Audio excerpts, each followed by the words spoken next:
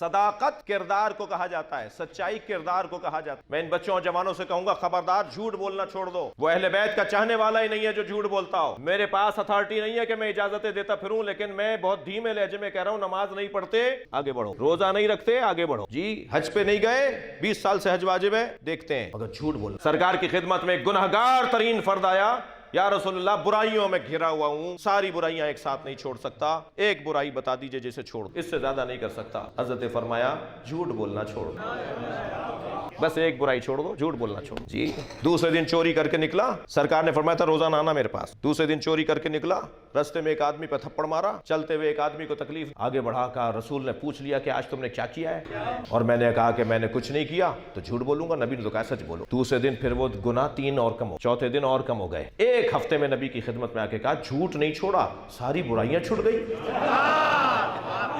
بیت کا چاہنے والا جھوٹ نہیں بولتا، جی جو سچوں کا نعرہ لگاتا ہو کہ ہم سچوں کے دروازے پر ہیں، جھوٹ بولے۔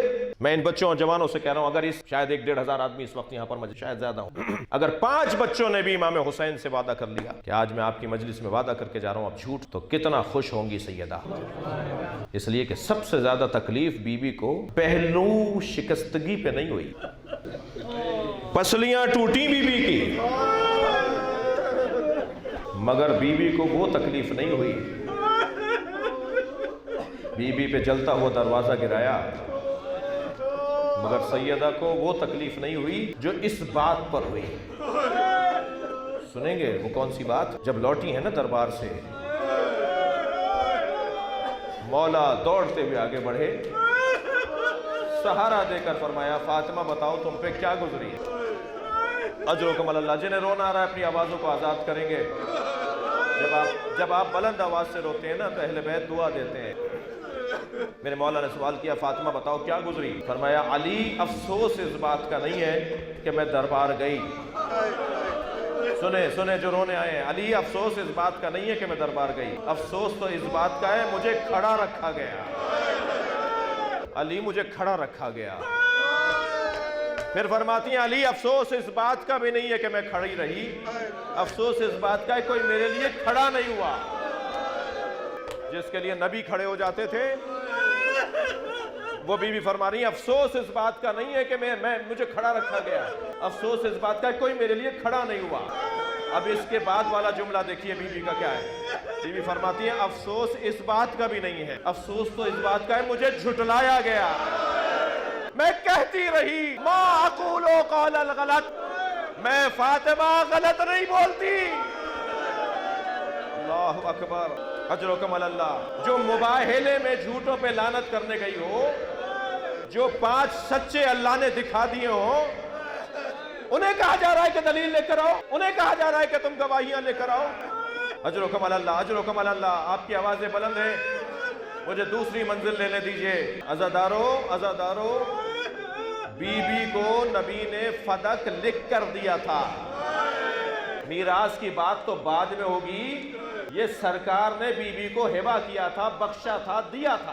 اور پھر کہنے لگے کوئی گواہ ہے؟ تو زہرا نے فرمایا میرے حسنین۔ کہنے لگے ماں کے حق میں بچوں کی گواہی قبول نہیں ہے۔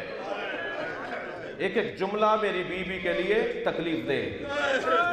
بی بی نے فرمایا ام ایمن، فرمایا کنیز کی گواہی قبول نہیں ہوگی۔ کہنے لگے کنیز کی گواہی قبول نہیں ہوگی۔ بی بی نے اپنی چادر سے بابا کی تحریر دے دی، چادر سے نکال کے تحریر دے دی، میرے بابا نے مجھے لکھ کے دیا۔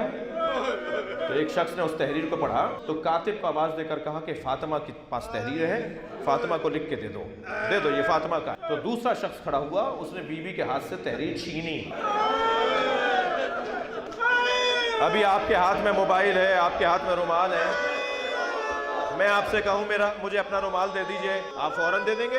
اور اگر میں آگے بڑھ کے چھینوں، چاہے بچہ بھی ہو اسے تکلیف ہوگی کہ مولانا نے میرے ہاتھ سے چیز چھین لی۔ جناب زہرا سے تحریر چھینی گئی اور یہیں تک بات نہیں رکی، اسے پھاڑا گیا اور پھاڑنے کے بعد ٹکڑے ٹکڑے کر کے پھینک دیا گیا۔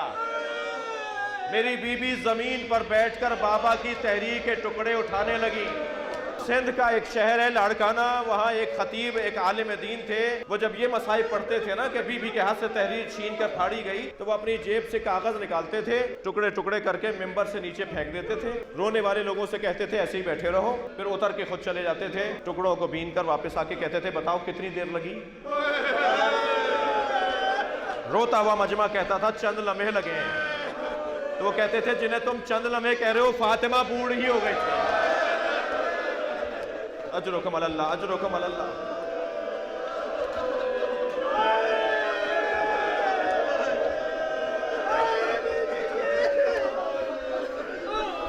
ڈاکٹر طاہر القادری کہہ رہے ہیں کہ شیعہ علماء جھوٹ بولتے ہیں، شیعہ ذاکرین جھوٹ بولتے ہیں، شیعہ علماء و ذاکرین ممبر پہ بیٹھ کے جھوٹی روایتیں سناتے ہیں، لوگوں کو رلاتے ہیں، کوئی بی بی پہ ظلم نہیں ہوا۔ ہم نے 40 سنی عالموں کی کتابیں کھول کھول کے دکھائیں، سوشل میڈیا پر 32 منٹ کا کلپ ہمارا موجود ہے، جا کے سرچ کر لیجئے، ان بچوں کو نظر آ جائے گا۔ 40 کتابیں کھول کھول کے دکھائیں، یہ آپ کی کتابیں ہماری نہیں ہیں، یہ آپ کی کتابیں ہماری نہیں ہیں۔ 40 علماء اہل سنت معتبر بزرگ علماء کی کتابیں، اس کو اسکین کر کے چھاپ بھی دیا ہم نے کتاب کی شکل۔ اب تک 20 لوگ شیعہ ہو چکے ہیں اس کتاب کی وجہ سے۔ وہ اپنے عالم کے پاس لے کر جاتے ہیں یہ 40 کتابیں ہماری ہیں یا نہیں، وہ کہتے ہیں کسی شیعہ نے دی ہیں، نکل جاؤ یہاں سے۔ وہ کہتے ہیں دلیل دیجئے مولانا، نکالنے سے میں یہاں رہوں گا نہیں، جب آپ مجھے نکالیں گے نا اپنی بیٹھک سے اپنے مدرسے سے تو میں پھر کہیں اور جاؤں گا، یا تو جواب دیجئے ان 40 کتابوں کا۔ مجھے 1 سال گزر گیا ہے، انہی ایام میں پچھلے سال ہم نے وہ دلائل دیے تھے، اب تک کوئی جواب نہیں دے پایا۔ جواب دو ہمیں کہ تمہاری کتابیں نہیں ہیں تو کس کی کتابیں ہیں؟ 2 روایتیں سنا دوں اس میں سے، ایسی ایسی روایتیں اس میں علماء اہل سنت نے لکھی ہیں کہ جو شیعہ کتابوں میں بھی نہیں ہیں۔ میں 2 روایتیں سناؤں گا، میرے رونگٹے کھڑے ہو جائیں گے، اللہ کرے بیان کر جاؤں۔ ایک کتاب میں تو یہ لکھا ہے کہ انا قد رفض فلان، وہاں نام لکھا ہے میں نام نہیں لے رہا، انا قد رفض فلان بطن فاطمہ حتی اسقطت محسنہ، فلان نے سیدہ پہ لات ماری۔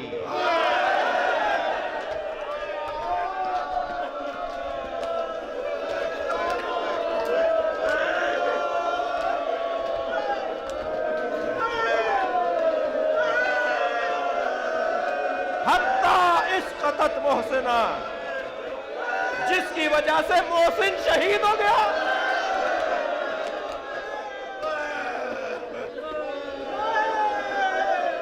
ایک اور آپ بہت رو لیے، مجلس کو یہاں ختم کر دینا چاہیے۔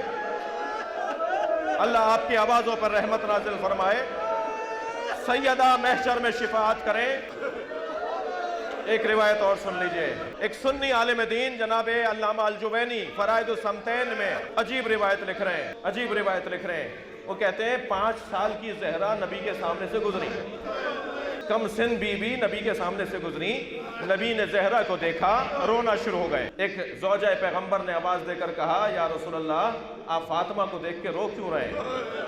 تو فرمایا ہی نما ذکرت، جب میں فاطمہ پہ غور کرتا ہوں تو مجھے یاد آتا ہے میرے بعد اس پہ کیا گزرے گی، سوچتا ہوں کہ میرے بعد کیا ہوگا میری بچی کے ساتھ، جس کی ایسی بچی ہو جس کے لیے نبی کھڑے ہو جاتے ہوں، جس کے ہاتھوں کا بوسہ لیتے ہوں، جسے اپنی جگہ بٹھاتے ہوں، اس بچی کے ساتھ کیا کیا؟ فرمایا جب میں زہرا کو دیکھتا ہوں میرے ذہن میں آتا ہے میرے بعد میری بچی کے ساتھ کیا ہوگا۔ قد دخل الذل بیتہا، اس کے گھر میں ایک مصیبت داخل ہوگی، انتہکت حرمتہا، جو اس کی حرمت کو پامال کرے گی، ومنعت ارثہا، جو اس کو ارث اور میراث سے محروم کرے گی۔ سنیں گے بات کا جملہ، واسقطت جنینہا وکثرت جنبیہا، اس کی پسلیوں کو توڑیں گے۔ یہ نبی کے جملے ہیں سنی کتابوں میں، اس کی پسلیوں کو توڑیں گے، اس کے بچے کو ماریں گے، یہ پکارے گی یا محمد بابا مجھے بچاؤ،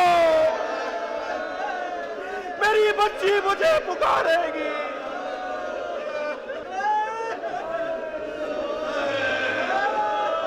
کوئی میری بچی کی مدد نہیں کرے۔